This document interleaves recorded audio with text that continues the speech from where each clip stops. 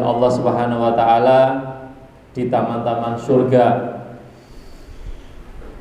Di antara tanda Allah Subhanahu wa taala akan mengumpulkan kita di taman surganya Allah kelak di surga yang sesungguhnya adalah Allah Subhanahu wa taala mengumpulkan kita pula di taman-taman surga yang ada di dunia. Maka perintah Rasulullah sallallahu alaihi wasallam manakala kita melewati sebuah taman surga di dunia, kita diperintahkan untuk mampir dan bergabung di dalam taman surga tersebut. Rasulullah sallallahu alaihi wasallam bersabda, "Idza marartum bi riyadil jannati farta'u." Jika kalian melewati taman-taman surga dunia, maka mampirlah. Qalu, para sahabat bertanya, "Wama hiya?" Apa itu taman surga ya Rasulullah? Hiya hilaqud dzikri, yaitu halakoh-halakoh dzikir. Halakoh-halakoh di dalamnya ditempati majelis-majelis ilmu, dibacakan ayat-ayat Allah Subhanahu wa taala dan dijelaskan hadis-hadis Rasulullah sallallahu alaihi wasallam. Itulah taman-taman surga. Maka mudah-mudahan kita yang hadir di sini semuanya menjadi ciri bahwa tanda kita kelak akan berada di dalam surganya Allah Subhanahu wa taala. Amin ya rabbal alamin. Salawat dan salam kita aturkan kepada Nabi kita Muhammadin sallallahu alaihi wasallam yang telah memberikan teladan terbaik untuk kita semua di dalam jalan setiap kehidupan kita. Jalan yang selalu dibimbing dengan ilmu, jalan yang selalu dibimbing dengan hidayah. Dengan adanya ilmu dan hidayah ini, kita bisa menapaki kehidupan sesuai dengan apa yang diinginkan oleh Allah Subhanahu wa taala. Ikhwani fiddin rahimani wa rahimakumullah, setelah kita menyelesaikan kitab Asmaul Husna kemarin sebelum kita berlibur Ramadan, ya, alhamdulillah. Selanjutnya kita akan membahas satu kitab, yang kitab ini adalah kitab yang membahas lebih spesifik, lebih khusus tentang pembelajaran kita sebagai seorang tua untuk anak-anak kita. Dalam artian kitab ini adalah berbicara tentang pendidikan anak. Kita sebagai orang tua posisinya harus seperti apa, mendidik anak harus bagaimana. Dan inilah yang sangat relevan untuk kita semua, karena saya kira semua yang hadir di sini semuanya memiliki keluarga dan memiliki anak, serta pasti mereka dan kita punya tanggung jawab untuk mendidik mereka. Oleh karena itu, pendidikan di dalam anak ini pun haruslah dengan ilmu. Ketika kita mendidik anak tidak dengan disertai ilmu, maka dikhawatirkan kita salah mendidik anak-anak kita. Dan ketika kita salah, tidak jarang bahwa anak-anak didik kita yang mestinya kita inginkan bahwa hasil didikan kita itu adalah A, tapi hasilnya adalah Z atau 0, kosong, tidak mendapatkan hasil apa-apa. Na'udzubillah min dzalik. Oleh karena itu kita mengacu kepada para ulama, ya, bagaimana mereka memberikan nasihat-nasihat di dalam menuntut ilmu. Kitab ini sangat sedikit, ada 28 durus atau 28 bab, ya, yang insya Allah nanti kita akan baca satu persatu dan kita uraikan sesuai dengan fakta daripada kehidupan di dalam rumah tangga kita dan juga anak-anak kita. Kitab ini tidak mahal, ya. Insya Allah panjenengan cukup infak sebanyak 10.000 saja sudah membawa dan memiliki kitab ini ya, dan insya Allah kita akan baca sama-sama dengan judul Wasaya al-aba lil abna. Wasaya itu adalah jamak ya daripada wasiat, nasihat-nasihat atau wasiat-wasiat. Al-aba lil abna, al-aba ini jamak dari abun. Ya, mufradnya adalah abun. Abun itu satu, aba itu bapak-bapak. Ya, lil abna, abna ini juga dari jamak dari ibnun. Ibnun itu anak satu, kalau abna itu adalah anak-anak. Jadi ini adalah kumpulan wasiat-wasiat dari seorang bapak kepada anak. Ini adalah judul garis besarnya. Kemudian di bawahnya awid durusu al awwaliyatu fil akhlaqil mardiyati. Atau buku ini juga membahas tentang durus. Durus itu adalah juga jamak dari darsun. Durus adalah pasal-pasal atau bab-bab pelajaran-pelajaran al awwaliyah yang mendasar atau dasar-dasar fil akhlaqil mardiyah, pada akhlak-akhlak yang diridhoi oleh Allah Subhanahu wa taala. Jadi sebenarnya buku ini adalah memang dikhususkan untuk membahas bagaimana mendidik karakter anak-anak sejak usia dini. Sejak usia mungkin mulai dari PAUD, kemudian dari SD, kemudian dari SMP ya, sampai di SMA. Ini adalah pelajaran-pelajaran yang termaktub di dalam kitab ini. Maka ya, nanti kita bisa memahami bahwa pendidikan itu ternyata ya bukanlah ya kewajiban seorang guru atau kewajiban orang tua saja, tapi ya lebih daripada itu kita mengetahui kewajiban-kewajiban secara mendetail. Kitab ini dikarang oleh Syekh Muhammad Syakir. Syekh Muhammad Syakir ini adalah ulama hadis di Mesir, ulama Iskandariyah Mesir. Beliau juga termasuk dosen di zamannya di Universitas Kairo Mesir. Ya, beliau juga hidup semasa dengan Syekh Albani, hidup di tahun 1300-an Hijriah. Dan beliau menjadi rujukan dari setiap ulama-ulama pada waktu itu, khususnya yang ada di Mesir. Nah, ini sekedar prolog daripada kitab Al-Wasaya ini ya, dan insya Allah kita akan membahas ya kitab ini mulai dari bab yang halaman yang kedua ya. Halaman yang kedua buat yang sudah pernah belajar atau yang sudah punya ya bisa murojaah dan nanti bisa melengkapi keterangan yang mungkin kurang jelas. Saya pilih kitab ini memang saya pilih yang ada harokatnya supaya panjenengan tidak kesulitan di dalam mengharokati lagi ya. Halaman yang kedua, Bismillahirrahmanirrahim, itu adalah muqaddimah ya. Alhamdulillahi rabbil alamin. Segala puji hanya milik Allah Subhanahu wa taala, Rabb semesta alam. Wassalatu wassalamu ala sayyidina Muhammadin sayyidil anbiya'i wal mursalin.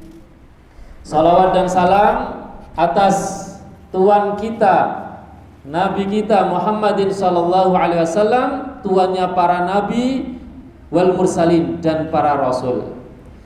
Wa ala alihi wa ashabihi wa sahbihi ajma'in, dan atas keluarganya serta sahabat-sahabatnya dan seluruh sahabat-sahabatnya. Wa ba'du, saya pelan-pelan ya Pak. Fahadihi durusun, maka hadhihi ini durusun, pelajaran-pelajaran. Kalau kita sambung secara makna bahasanya, maka pelajaran-pelajaran ini, begitu susunan katanya, fahadhihi durusun, maka pelajaran-pelajaran ini awwaliyatun fil akhlaqil murdiyati, adalah dasar-dasar pendidikan akhlak yang diridhoi Allah Subhanahu wa taala. Jadi memang kitab ini adalah membahas dasar betul tentang pendidikan akhlak yang diridhoi Allah Subhanahu wa taala. Wada'tuha, yang aku letakkan durus ini, yang aku letakkan pelajaran-pelajaran ini li talabil ulumid diniyah, untuk para talabil ulumi, penuntut ilmu. Talabil ulumi, untuk para penuntut ilmu ad-diniyah, agama. Para penuntut ilmu ad-diniyah, agama.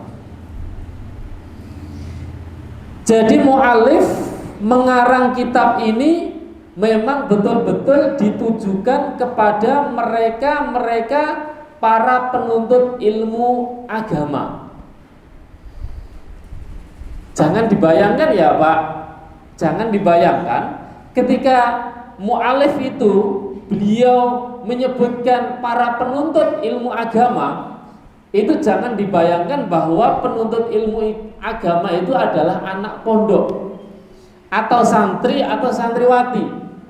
Jangan dibayangkan itu, karena talabil ulum ad-diniyah ini adalah sifatnya umum, dan dahulu di zaman Nabi kita Muhammad ya dan seterusnya tidak ada ceritanya talabul ilmi diniyah itu ya yang sifatnya klasikal dan ada masa aktif.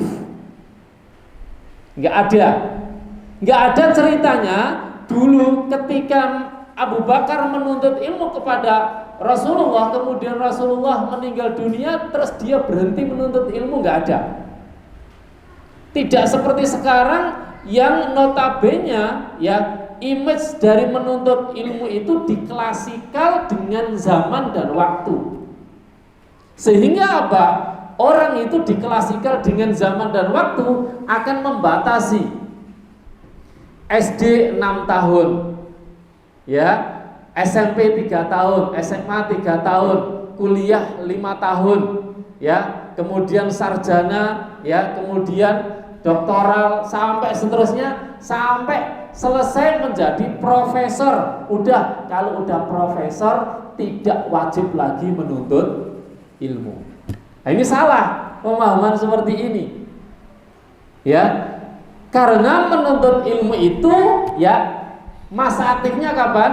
Ya, minal mahdi ilal lahdi, dari sejak kita lahir sampai kita itu masuk kembali ke dalam alam kubur. Mau dia profesor, mau dia doktor, mau dia apalah, dia punya kewajiban untuk menuntut ilmu, terutama adalah ilmu agama. Jadi jangan menganggap bahwa ketika mu'alif ini mengatakan ya bahwa kitab ini ditujukan kepada para penuntut ilmu agama, itu kemudian jenengan image-nya oh berarti buku ini untuk santri, oh berarti buku ini untuk santriwati. Enggak, tapi siapa saja yang punya rasa semangat di dalam hatinya untuk menuntut ilmu agama, dia berarti termasuk terkena khitab risalah buku ini. Ya, berarti ini adalah juga termasuk untuk jenengan. Ya. Karena apa? Karena dari sekian banyak di antaranya adalah panjenengan yang punya semangat untuk menuntut ilmu diniyah. Ya. Bahkan ini tidak ditujukan kepada mereka-mereka yang menuntut ilmu duniawi. Ya. Ilmu yang sampai profesor sekalipun, kalau yang selalu dipelajari itu adalah ilmu duniawi, tidak sampai terkena atau tidak bisa mengambil manfaat dari ilmu ini. Karena orientasinya nanti akan berbeda. Orientasinya akan berbeda, selalu keduniaan. Berbeda dengan orang yang menuntut ilmu diniyah. Maka ya, buku ini adalah dikarang untuk kita semua yang mempunyai rasa rakus untuk menuntut ilmu agama. Kita lanjutkan. Waqad dhamantuha minal akhlaqi, dan sungguh aku telah menyusunnya, ya, menyusun pelajaran-pelajaran yang di dalam kitab ini, minal akhlaqi, dari akhlak-akhlak, dari pendidikan akhlak, ma yahtaju, apa-apa yang dibutuhkan oleh seorang thalib itu, ya, apa-apa yang dibutuhkan oleh akhlak itu, ilaihi talibul ilmi, kepadanya para penuntut ilmu. Jadi betul-betul kitab ini diuraikan, dibahas karakter akhlak yang memang dibutuhkan oleh seorang anak. Anak itu, setiap anak dia wajib membutuhkan kitab ini. Ya, membutuhkan, karena kitab ini mengajari mereka pendidikan karakter secara keagamaan, secara diniyah. Jadi memang betul-betul semuanya isi dalam kitab ini itu semuanya daging semua untuk pendidikan karakter anak kita. Ya. Karena ini diambil dari intisari, ya, Al-Quran, As-Sunnah, kemudian dari pendidikan sejarah-sejarah karakter yang ada, ya, di dalam generasi manusia yang terbaik di zaman dahulu. Ma yahtaju ilaihi talibul ilmi fi bidayati amrihi, di dalam mengawali urusannya, di dalam bidayah itu mengawali, amrihi urusannya, urusan anak. Jadi mulai sejak dini betul anak ini diajari sejak dini betul tentang pendidikan karakter akhlak ini. Ya, mengawali kehidupannya itu diawali dengan pendidikan yang baik gitu. Ya, diawali dengan pendidikan yang baik. Hatta sehingga idza waffaqahu Allahu, ya, atau sampai juga bisa, ya, sehingga sampai idza, apabila waffaqahu Allahu, Allah Subhanahu wa taala telah menolongnya, menolong anak tersebut, ya. Dengan apa Allah menolongnya? Litakhalluqi biha, agar bisa berakhlak dengannya, dengan, ya, keterangan-keterangan pendidikan karakter yang ada di dalam kitab ini. Jadi anak bisa menjadi karakternya itu jauh lebih baik, karakternya itu karakter nabawi. Karena apa? Dia mengacu, dididik oleh orang tua yang paham akan kitab ini, dididik oleh guru yang paham akan kitab ini, sehingga dia karakternya itu pun menjadi karakter nabawi. Karena di mana karakter nabawi itu, karakter yang baik itu marjuan, diharapkan, diharap-harapkan, diidam-idamkan, ayyanfa'ahullahu bi'ilmihi, ya, Allah Subhanahu wa taala bisa menjadikan dia mengambil manfaat dengan ilmunya, wa ayyanfa'a bihi katsiran, dan dia bisa memberikan manfaat kepada orang banyak, min khalqihi, dari makhluknya Allah. Selain dia itu bisa mengambil pendidikan karakter nabawiyah yang dia ambil dari pendidikan nabawi, dia juga bisa mentransfer pendidikan yang ada pada dirinya kepada orang lain, sehingga dia itu memberikan manfaat tidak hanya untuk dirinya tapi juga memberikan manfaat untuk orang lain.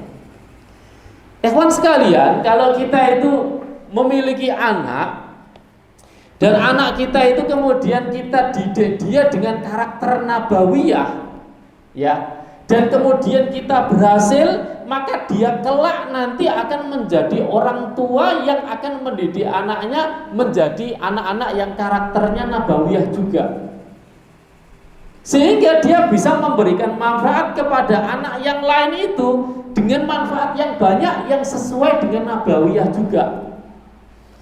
Tapi cuma kalau kita itu memiliki anak dan anak kita, naudzubillah, bukan anak kita ya, anak orang lain ini ya, karakternya itu adalah karakter syaitoniyah, akhlaknya itu diambil dari pendidikan karakter syaitoniyah, maka kelak nanti akan menjadi orang tua menanamkan kepada anaknya itu nggak mungkin menanamkan karakter nabawiyah, pasti akan menanamkan karakter pendidikan syaitoniyah juga. Maka tidak salah ya ketika ada orang yang mengatakan bahwa buah itu tidak akan jatuh jauh dari buahnya, ya, apa? Dari pohonnya. Buah itu tidak akan jauh, kalau jatuh itu nggak akan jauh dari pohonnya, ya. Artinya ya, kalau kita itu melihat seorang anak, kadang-kadang kita itu ya melihat orang tuanya. Oh, orang tuanya siapa? Oh, dia. Oh, anaknya mesti baik. Oh, orang tuanya siapa? Orang tuanya begini. Oh, berarti anaknya mesti begini. Ya, bahwa kata-kata itu memang tidak bisa kemudian kita salahkan 100%. Dan memang kata-kata itu ternyata juga ada benarnya. Ya. Kalau seorang ulama itu, ada salah seorang ulama mengatakan kepada salah seorang, beliau mengatakan ini, begini, ya, masmuka a'rifu abaka. Siapa namamu?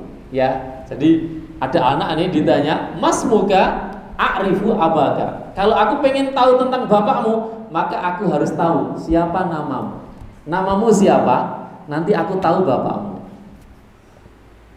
Maka kalau disebut anaknya itu, ya, anaknya namanya, oh namaku adalah Ronaldinho, berarti bapakmu senang bal-balan. Namaku adalah Abu Bakar, oh berarti bapakmu senang ya sejarah orang-orang hebat.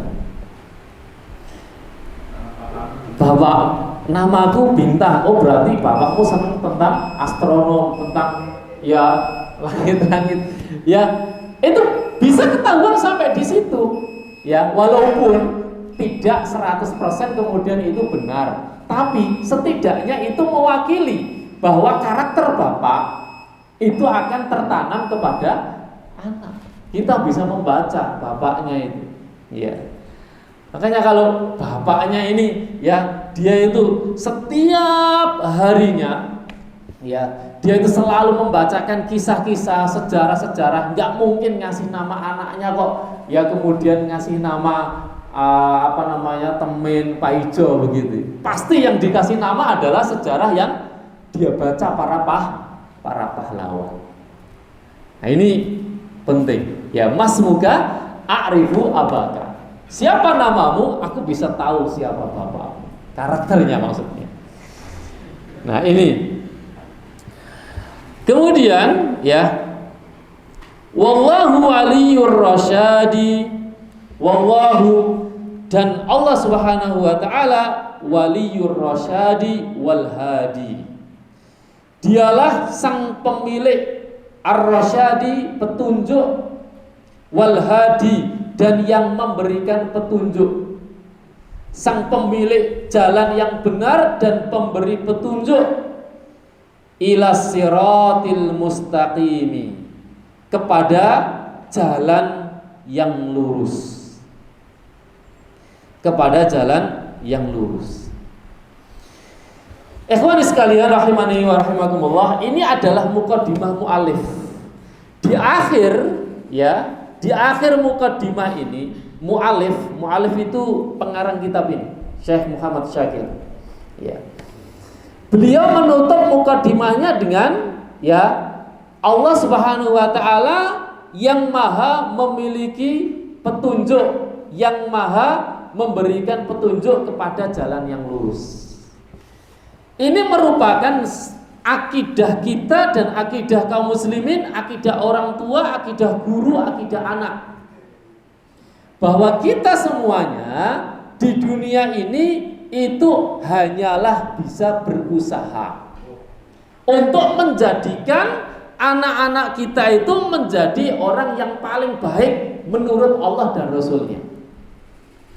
Ya, kita tidak perlu membicarakan tentang usaha, manakala kita itu hanya berkomentar opo jere Allah. Karena kalau sudah opo jere Allah itu berarti meniadakan ikhtiar. Ya. Tapi ini tidak. Setelah mu'alif ini membicarakan tentang usaha-usaha, kita harus memahami pendidikan ini dan itu dan ini dan itu. Di akhir beliau menutup bahwa sang pemilik petunjuk dan sang pemilik jalan yang lurus itu adalah Allah Subhanahu wa taala yang tidak bisa diganggu gugat, bahwa usaha milik kita adalah hasil milik Allah Subhanahu wa taala. Beliau ingin menjelaskan bahwa pendidikan yang kita tanamkan pada anak itu tidak bisa semena-mena kita biarkan begitu saja tanpa sebuah usaha. Ya, nggak mungkin kemudian anak kita itu lahir sekonyong-konyong dia langsung hafal juz 30. Atau dia bisa langsung lahir jebret baca surat Al-Fatihah. Nggak bisa, ya. Semuanya butuh proses yang harus dilalui oleh kita semua, terutama adalah orang tua. Ya. Nah, proses-proses itulah yang kemudian menjadikan bentuk ikhtiar untuk kita semua bagi orang tua, menjadikan anak itu yang menjadi hadir, menjadi ahli, orang-orang yang berhak mendapatkan hidayah Allah. Jadi semuanya membutuhkan proses. Dan kemudian di dalam perjalanan proses itu, Bapak Ibu sekalian, Bapak Ibu, ya ikhwan-ikhwan sekalian, itu di dalam proses itu nanti tidak kemudian semulus yang kita harapkan.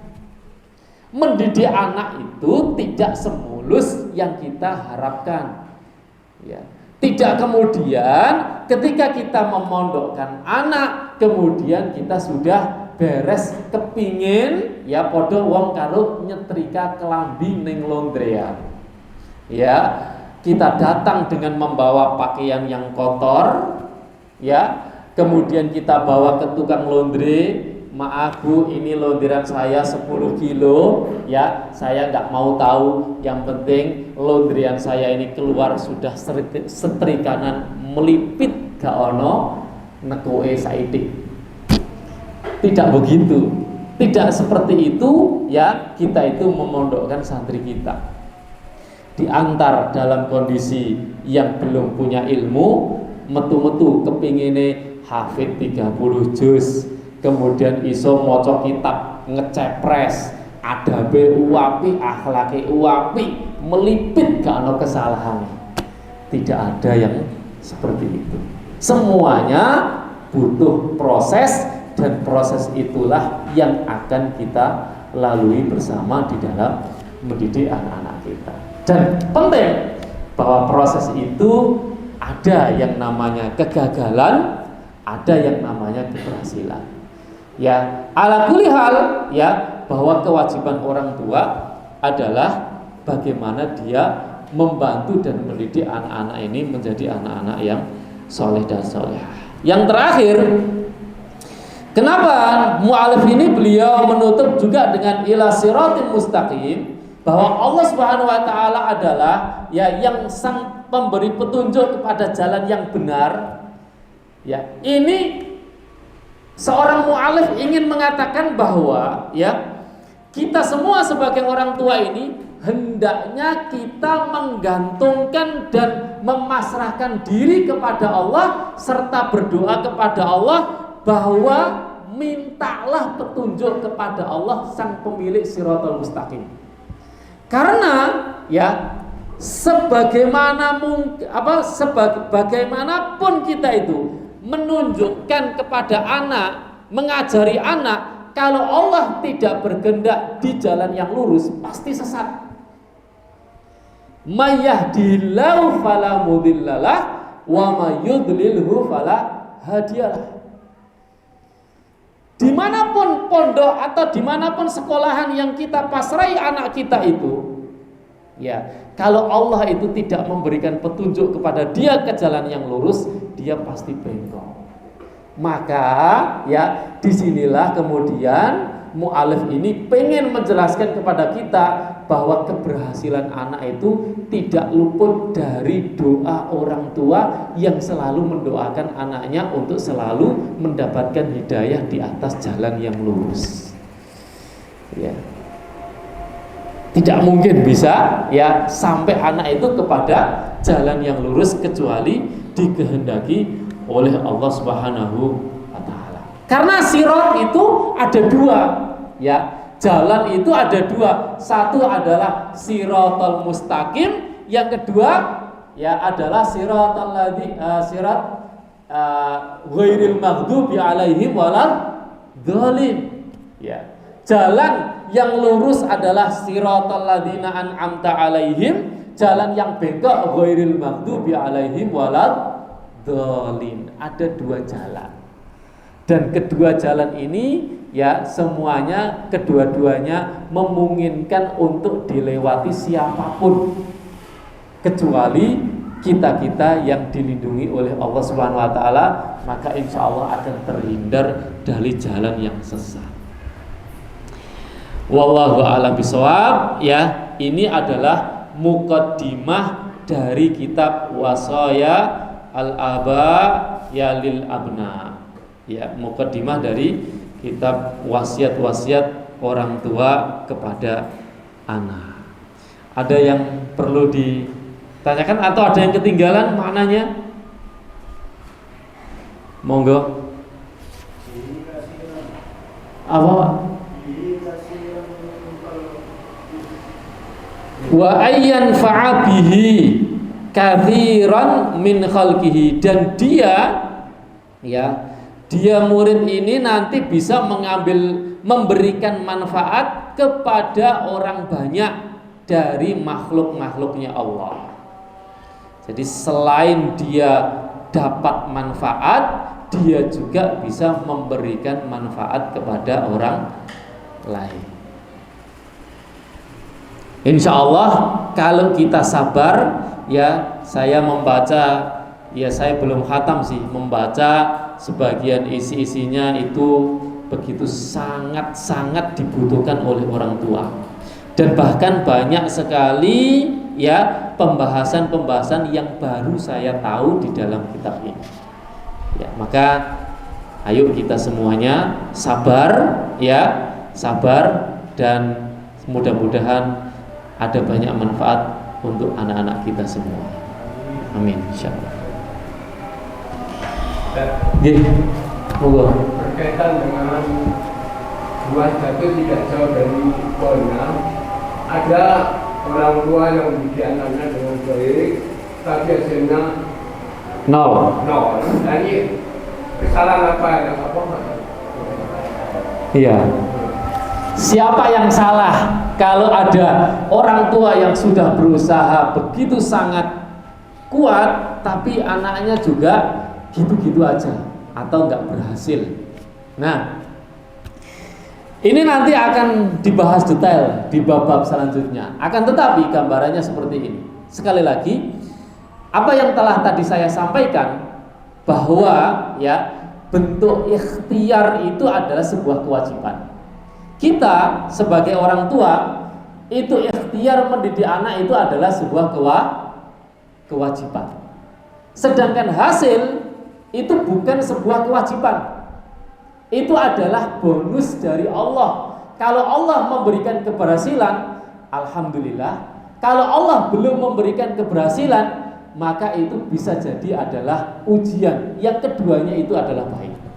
Ini yang pertama. Maka kita tidak boleh menjadi orang tua yang merasa diri kita orang tua ini bersalah manakala mendidik anak itu nggak berhasil. Jangan merasa kalau usaha ini sudah betul-betul dimaksimalkan ya, kemudian anak nggak berhasil. Jangan merasa bahwa diri kita itu bersalah sampai merasa bersalahnya diri kita itu membuat diri kita futur, loyo, lemah, putus asa. Enggak, karena ya kita kewajibannya itu cukup sampai usaha. Lasta bimusaitirin. Kalian bukan orang yang diharuskan untuk memaksakan seseorang untuk mendapatkan hidayah. Maka ini sedikit ya saya kisahkan sepenggal hikmah dari kisahnya meninggalnya paman Rasulullah Abu Thalib. Paman Rasulullah Abu Thalib. Ini sedikit goresan yang sama ya dengan apa yang ditanyakan. Abu Thalib itu ya paman Nabi yang mengasuh Nabi dari Nabi umur 8 tahun sampai Nabi umur 50 sampai menjelang sampai wafatnya Abu Thalib. Ya. Nabi ini diasuh terus dan dilindungi dakwahnya sampai Nabi ini mencintai Abu Thalib, cinta secara manusiawi. Itu kecintaannya itu begitu sangat luar biasa. Sangat luar biasa. Karena dia yang memelihara, yang kemudian melindungi dakwah, bahkan membantu dakwahnya Nabi di awal-awal di Mekah. Ini Nabi, sudah seberapakah usaha Nabi? Kok sampai-sampai Abu Thalib itu meninggal tidak dalam keadaan Islam? Apakah kita mau mengatakan bahwa Nabi nggak berusaha mendakwahi pamannya? Setiap hari, setiap saat. Bahkan Nabi itu orang yang paling tahu manakala ada perpisahan kematian, di mana kematian itu adalah orang beriman dan orang kafir, maka konsekuensinya kalau berpisah karena kematian dan dalam keadaan iman dan kafir, ya Rasulullah beriman, Abu Thalib kafir, kemudian berpisah dalam kematian, maka konsekuensinya tidak akan pernah bisa menolong lagi dan tidak akan pernah bertemu lagi kelak di akhirat.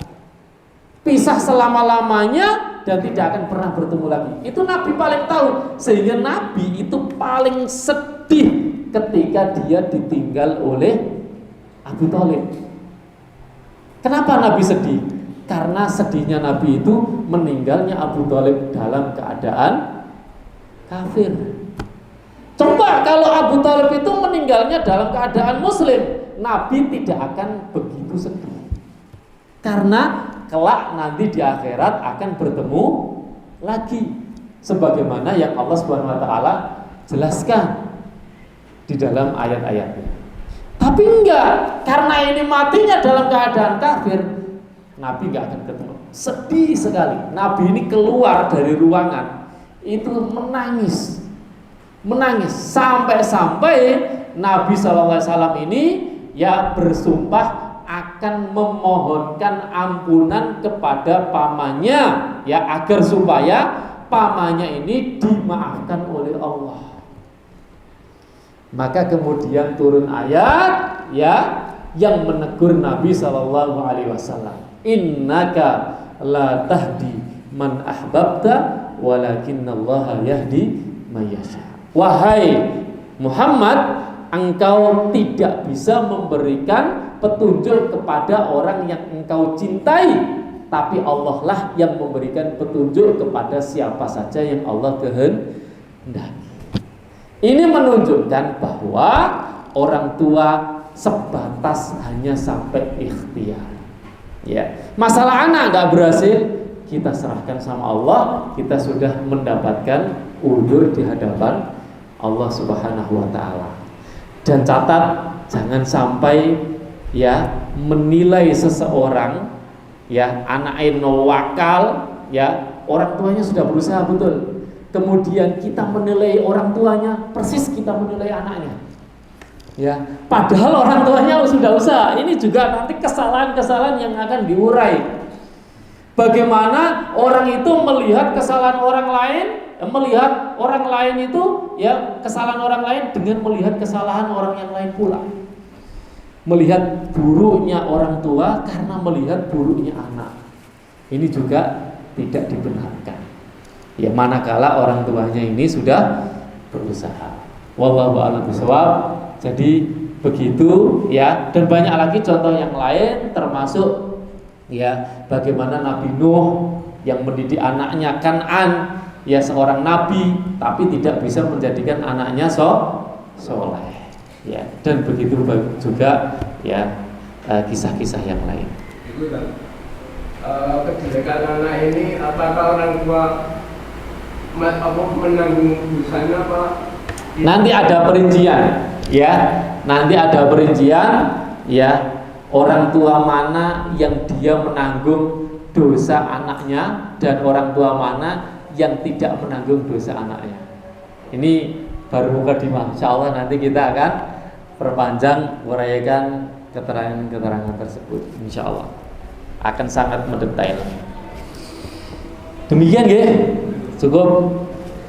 Demikian kurang lebihnya, mudah-mudahan kita dimudahkan oleh Allah Subhanahu wa taala dalam menuntut ilmu selalu dan selalu semangat di dalam mempelajari agama Allah Subhanahu wa taala.